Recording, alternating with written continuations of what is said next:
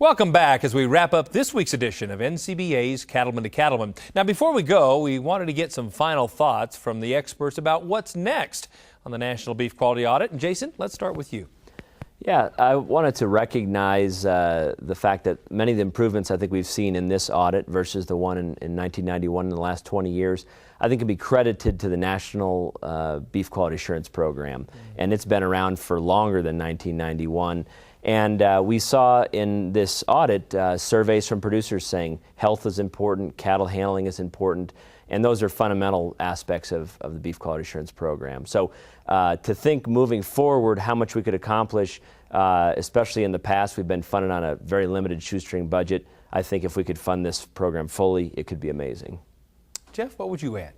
Well, each year, each time we do the National Beef Quality Audit, you bring together this whole group of people that usually are not fully aligned. So cattle producers and feeders and packers and retailers and food service. And now you have a chance to share information and for people to learn more about what the other group does.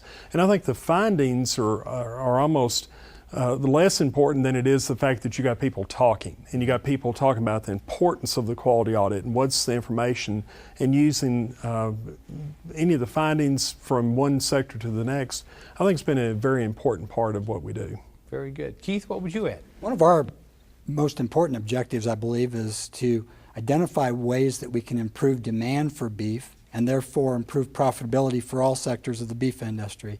And I think we've once again done that by identifying food safety and eating satisfaction as hugely important demand drivers.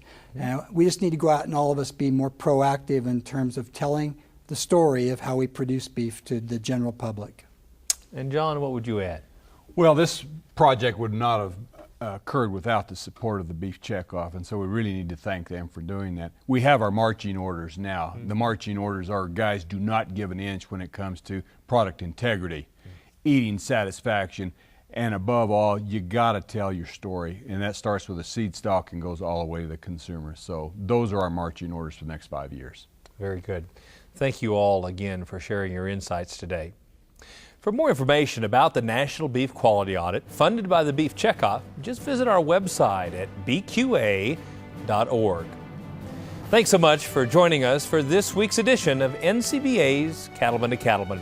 Join us right back here next week on RFD TV.